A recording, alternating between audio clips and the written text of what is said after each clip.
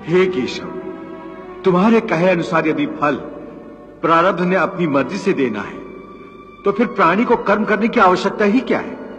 कर्म करने की आवश्यकता क्या है, ये जानने से पहले ये तो जान लो कि प्रारब्ध क्या है, प्रारब्ध कैसे बनती है।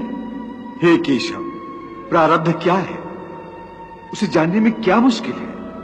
ये तो सीधी सी बात है कि जो भगवान की इच्छा है वही मनुष्य का प्रारब्ध होती है। नहीं अर्जुन, नहीं, ये धारणा सत्य नहीं है। क्यों सत्य नहीं है? क्योंकि मैं किसी के प्रारब्ध नहीं बनाता, ना मैं किसी प्राणी के कर्म अथवा कर्म फल के हिसाब में दखल देता हूं। इसलिए प्राणी की प्रारब्ध बनाने में मेरा कोई हाथ नहीं होता। फिर कौन बनाता है प्राणियों का प्रारब्ध? प्राणियों के अपने कर्म।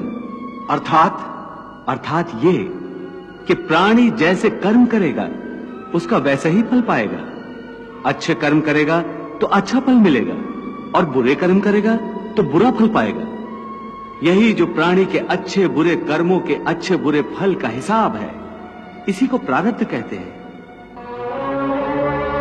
अपने पुण्य कर्मों के फलस्वरूप सुख और अपने पाप कर्मों के फलस्वरूप दुख प्राणी को इसी जन्म में या अपने अगले जन्म में भोगना ही पड़ता है, वो टल नहीं सकता।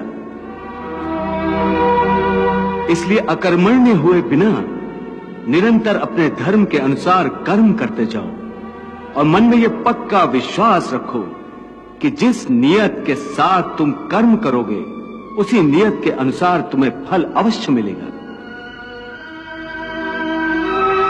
कर्म का यह अटल विधान है, इसमें कभी किसी के साथ अन्याय नहीं हो सकता।